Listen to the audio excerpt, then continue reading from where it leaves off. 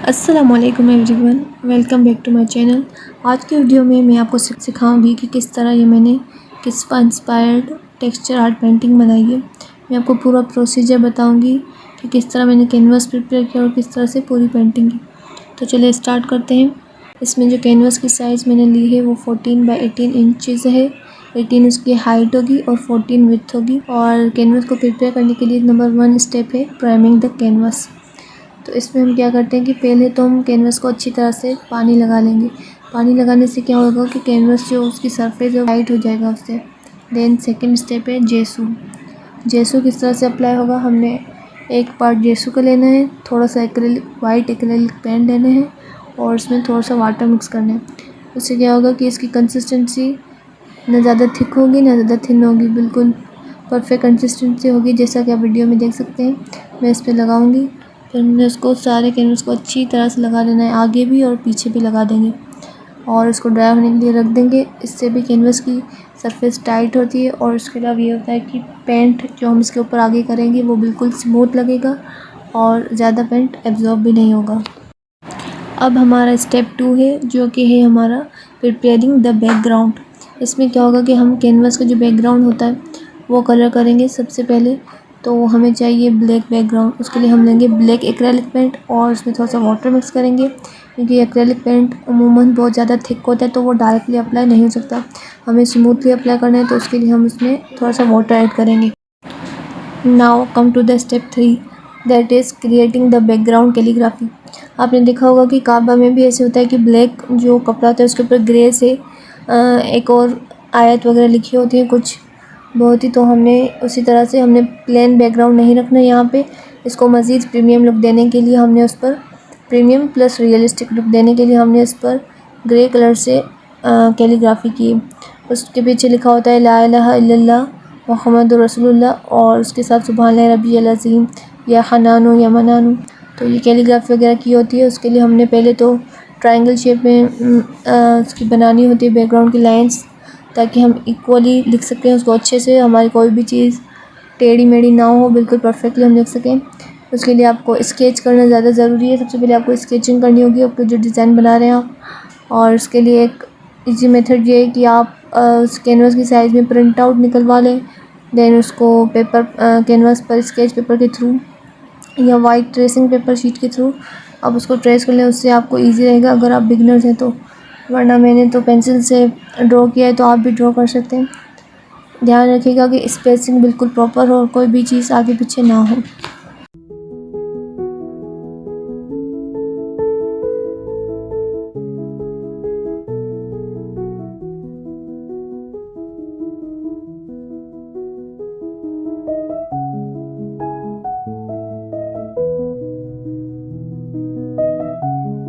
और इसको हम ग्रे कलर से बनाएंगे तो हमने ब्लैक एक्रेलिक लेना है, उसमें थोड़ा सा वाइट शेड मिक्स करेंगे तो हमें रिलायबल ग्रे शेड मिल जाएगा।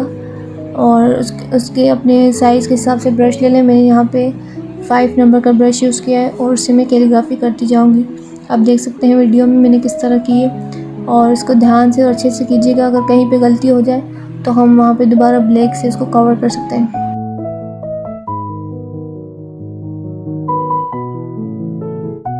और जिस तरह से काबा की पेंटिंग में सेंटर पे या हय्यू या कय्यूम जिस तरह लिखा होता है हम बिल्कुल वैसे ही लिखेंगे। और उसके लिए हमें जो पैटर्न बनाना है, एक राउंड सा पैटर्न है, उसकी डिज़ाइन आप लोगों को गूगल से मिल जाएगी, इंस्टाग्राम से मिल जाएगी, कहीं से भी मिल जाएगी। पिंटरेस्ट पे भी बहुत सारी डिज़ाइंस अवेलेबल है, मैं लिंक पे अटैच कर दूँगी जहाँ से आप देख सकते हैं। आप उसकी हेल्प से अपनी सेंटर पार्ट डिज़ाइन कर सकते हैं, ड्रॉ कर सकते हैं। और उसके लिए हमें टेक्सचर पेस्ट यूज़ करना है। यहाँ पर ये हमारे मेन डिज़ाइन को हम टेक्सचर पेस्ट से बनाएंगे ताकि उससे वो उभरी हुई फीलिंग आए जो हमें चाहिए। 3D लुक होनी चाहिए ना, हमें 3D लुक चाहिए। या फिर आप यहाँ पे पेपर पर डिज़ाइन प्रिंट करवा के उसको ट्रेस भी कर सकते हैं, वो भी ज़्यादा इजी रहेगा। बिल्कुल सेंटर में प्लेस करके टेप्स की मदद से आप डिज़ाइन को कैनवास पर उतार सकते हैं ताकि प्लेसमेंट वगैरह बिल्कुल ठीक हो। और ये आपको काम केयरफुली करना होगा, बिल्कुल सेंटर पर ही आनी चाहिए डिज़ाइन। और उसके बाद नंबर स्टेप 5 है हमारा अप्लाइंग द टेक्सचर पेस्ट। इस स्टेप में हमें एक कोन चाहिए, ट्रांसपेरेंट कोई भी हम घर पे भी बना सकते हैं कॉर्न, लेकिन बाज़ार से मिल रही तो हमने वो ले लिए।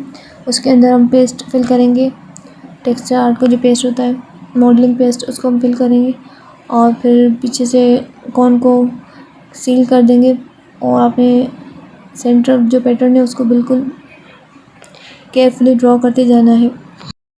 ये स्टेप आपको बहुत केयरफुली करना होगा क्योंकि इसमें मॉडलिंग पेस्ट को केयरफुली अप्लाई करना होता है और डिटेल्स को क्लीन रखना होता है। और ये याहजू या कयूम जो है उसकी भी कैलीग्राफी मैंने पहले से ड्रॉ कर ली थी, अब उस पर भी टेक्सचर पेस्ट अप्लाई होगा। यहाँ से पेंटिंग की एक्चुअल डायमेंशनल कैरेक्टर डेवलप होना शुरू हो चुका है। आप देख सकते हैं कि टेक्सचर आर्ट यहाँ पे कितना खूबसूरत लग रहा है और जब इस पर गोल्ड फॉयल अप्लाई होता है तो ये मज़ीद खूबसूरत हो जाएगा। अब आते हैं नंबर स्टेप 6 पर। यहाँ पर हमें डिटेलिंग करनी होती है, लेकिन एक बात ध्यान में रखिएगा क्योंकि टेक्सचर पेस्ट को सूखने के लिए बहुत टाइम चाहिए होता है, तो उसको ड्राई होने दीजिएगा कम्प्लीटली। भले एक डे उसको रख दें, ये जब अच्छी तरह से ड्राई हो जाए देन हमने नेक्स्ट डे इस पर गोल्ड लीफ अप्लाई करना है। गोल्ड लीफ अप्लाई करने के लिए हमें सबसे पहले लीफिंग ग्लू चाहिए। यहाँ पे मैंने ब्लू बर्ड्स का लीफिंग ग्लू यूज़ किया है, ये बहुत अच्छा है क्वांटिटी में भी और क्वालिटी में भी। इसको अप्लाई करने के लिए हमने एक छोटा सा ब्रश ले लें, इस पर ग्लू अच्छे से लें और हर जगह पे जहाँ पे हमने अप्लाई करना है याहजू या कयूम और बाहर वाली आउटलाइन है वहाँ पर अप्लाई होगा, सेंटर वाली वाइट आउटलाइन पर अप्लाई नहीं होगा। अब हमने अच्छे से ग्लू लगा लिया है। फिर ग्लू को ड्राई होने के लिए भी थोड़ा टाइम देना होता है। जब वो ट्रांसपेरेंट हो जाए 20 से 25 मिनट्स तक या 1 आवर तक भी हम रख सकते हैं। उसके बाद आराम से आप फॉइल अप्लाई कर सकते हैं। गोल्ड लीफ अप्लाई करते वक्त आप कोशिश कीजिएगा कि आपके हाथों से कम कांटेक्ट हो, उसके साथ जो बटर शीट होती है उसी के थ्रू उसको उठाइएगा और अप्लाई कीजिएगा बिल्कुल केयरफुली। और रिमूव करने के लिए भी हमने और अप्लाई करने के बाद आपने उसको जेंटली प्रेस करना है ताकि वो ग्लू पर स्टिक हो जाए। फिर किसी भी सॉफ्ट ब्रश से या फिर फोम से, मैंने यहाँ पे फोम यूज़ किया था, उसके थ्रू या किसी स्पंज के थ्रू आप इसको रिमूव आउट कर सकते हैं। अब आप देख सकते हैं कि ब्लैक बैकग्राउंड पर गोल्डन कैलीग्राफी कितनी खूबसूरत लग रही है, बिल्कुल काबा का लुक दे रही है। बहुत ही प्यारी पेंटिंग तैयार हुई है। लेकिन फाइनल के लिए मैं कुछ आपको टिप्स देना चाहूँगी। सबसे पहले तो गोल्ड लीफ जो होता है उसके लिए हमने वार्निश अप्लाई नहीं करना होता, यहाँ पर एक लिक्विड स्प्रे अप्लाई होता है।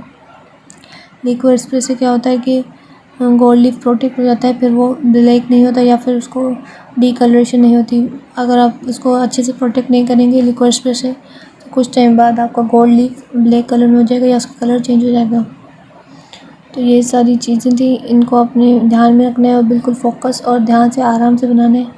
कैलीग्राफी इतनी ज़्यादा मुश्किल नहीं है, जस्ट कुछ टेक्निक्स हैं जो आपको यूज़ करनी होंगी और इंशाल्लाह आपकी बहुत ही खूबसूरत कैलीग्राफी बनके तैयार हो जाएगी।